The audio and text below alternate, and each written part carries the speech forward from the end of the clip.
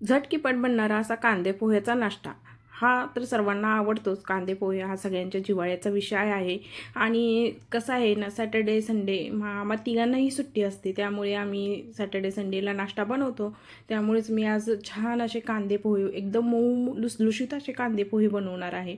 आणि चला तर मग बघूया कसे बनवायचे. मी काय केलेले आहे, एक चाळण घेतलेली आहे, चाळणीमध्ये पोहे टाकलेले आहेत. आम्ही तिघांसाठी बनवत आहे. तर ते पोहे छान चाळून घेतलेले, त्याच्यातमध्ये जे काही घाण असेल किंवा काही किडे वगैरे झालेले असतील तर ते पडतात. आणि नंतर एक पातेलं घेतलेलं आहे, पातेल्यामध्ये ते पोहे टाकलेले आहेत. पोहे छान एका पाण्याने वॉश करून घेतलेले आहेत आणि नंतर ते भिजण्यासाठी ठेवून दिलेले आहेत प्लेट झाकून. आता आपल्याला काय करायचं आहे, एक कढई घ्यायची आहे. कढईमध्ये आपल्याला 3 चमचे तेल टाकायचं आहे. पाहू शकता मी 3 चमचे तेल टाकलेलं आहे. तेल छान गरम झालं की त्याच्यामध्ये टाकायचे आहेत आपल्याला शेंगदाणे. मूठभर शेंगदाणे मी घेतलेले आहेत. अंदाजे अर्धी वाटी एवढे शेंगदाणे आहेत.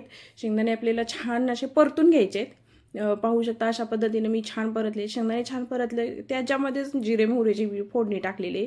तुम्ही शेंगदाणे साईडला काढून घेतले तरी चालतात, बट आता एवढं व्याप कुणाकडे आहे वेळ एवढा करण्यासाठी, त्याच्यापेक्षा बेस्ट ऑप्शन म्हणजे त्याच्यामध्येच जिरे मोहरीची फोडणी टाकायची. नंतर त्याच्यामध्ये छान कांदा असा टाकायचा आपल्याला आणि तो छान फ्राय करून घ्यायचा कांदा.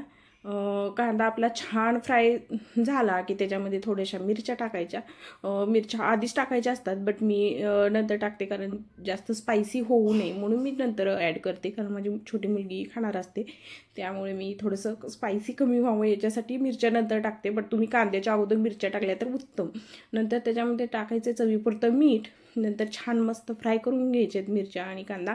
नंतर त्याच्यामध्ये टाकायचे हळद, थोडी चवीपुरती थोडीशी आपल्याला साखर पण ह्याच्यामध्ये ॲड करायची. पाहू शकता मी पण थोडी चवीसाठी साखर ॲड केलेली आहे.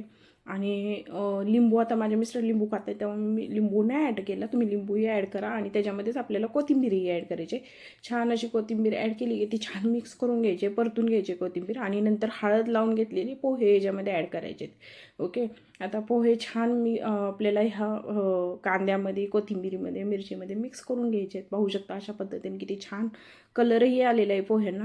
आणि नंतर अजून मी वरून थोडीशी कोथिंबीर टाकली, ते फोडणी टाकलेली होती कोथिंबीर, हे मी डेकोरेट करण्यासाठी थोडीशी वरून टाकलेली आहे हिरवी कोथिंबीर, त्याने लुक छान येतो पोह्याचा. तर पाहू शकता अशा पद्धतीने आपल्याला कोथिंबीर त्याच्यामध्ये ॲड करायचे. आणि थोडीसं एक 15 मिनटाची वाफ आपल्याला पोह्यांना काढायचे. ताट ठेवून मी वाफ काढून घेतलेली, पाहू शकता अशा पद्धतीने. वाफ काढल्यानंतर पोहे एकदम मऊ होतात.